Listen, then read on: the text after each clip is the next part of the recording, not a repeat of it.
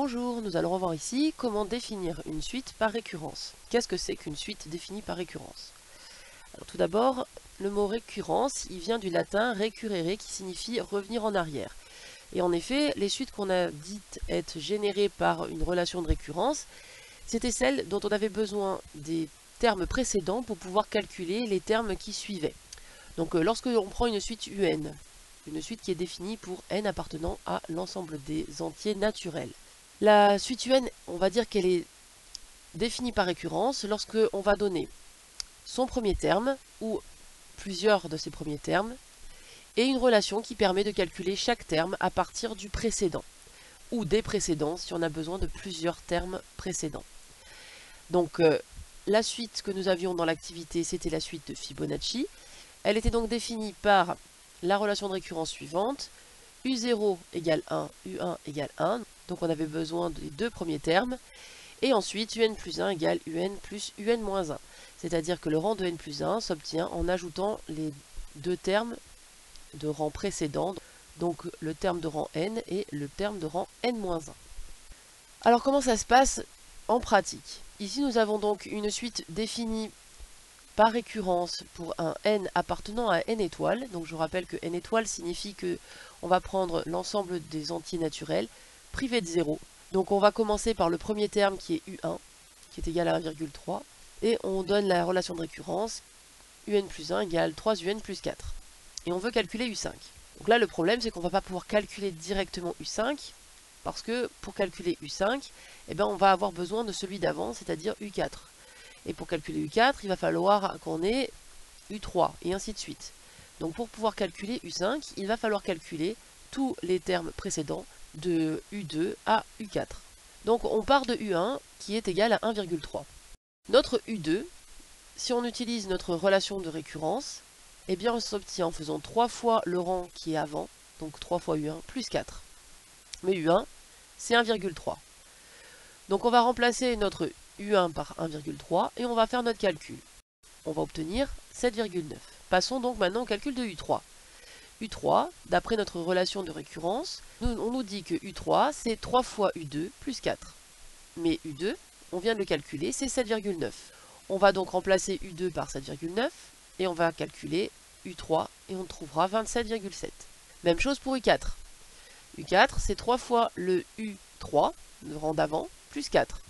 On va donc utiliser le résultat qu'on a obtenu pour U3 et on va donc effectuer le calcul 3 fois 27,7 plus 4. On trouvera 87,1. Et enfin donc le U5, le terme de rang 5 que l'on veut calculer, on l'obtient en faisant 3 fois U4 plus 4.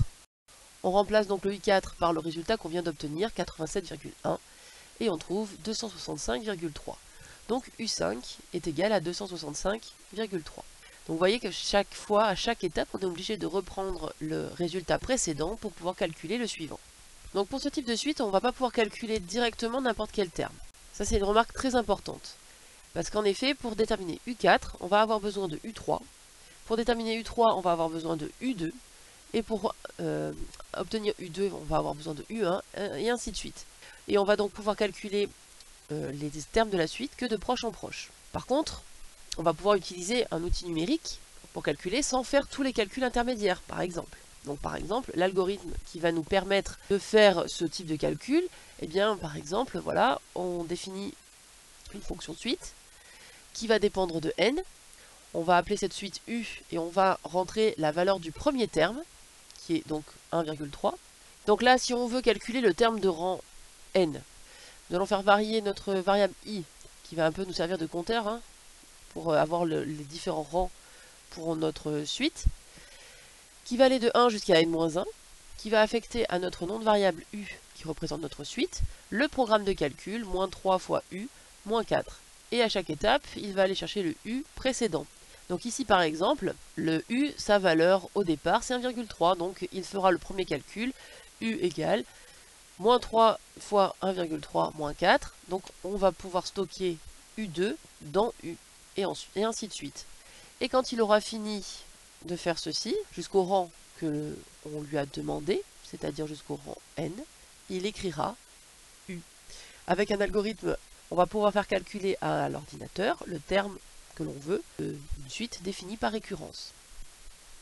Donc en langage Python, quand on veut dire pour i allant de 1 à n-1, on écrit sous cette forme-là. Donc si on veut après calculer U13, eh bien, il faudra lancer le programme en utilisant suite de 13. Et le programme nous renverra le nombre, c'est-à-dire la valeur de notre U13. Deuxième exemple, on va donc en général utiliser les suites pour modéliser des situations. Donc là par exemple, on prend un exemple, c'est le nombre d'adhérents d'une association sportive qui s'accroît tous les ans de 20 personnes. Le phénomène a débuté en 2010 alors qu'il y avait 250 adhérents. Donc on veut définir la suite qui peut modéliser la situation. Donc la situation, c'est une augmentation de 20 personnes tous les ans à partir de 2010. Et bien entendu, notre état initial, c'était il y avait 250 adhérents. Donc ici, on va pouvoir définir notre premier terme, qui est donc U0, qui est 250. Cela représente le nombre d'adhérents en 2010. À partir de 2010, toutes les années qui ont passé, on va rajouter 20 adhérents. Donc la relation de récurrence qui va aller avec cela, c'est UN plus 1 égale UN plus 20. C'est-à-dire qu'on prend le nombre d'adhérents de l'année d'avant, auquel on ajoute 20. Et ça, donc ça va être valable pour n appartenant à grand N. Merci d'avoir écouté.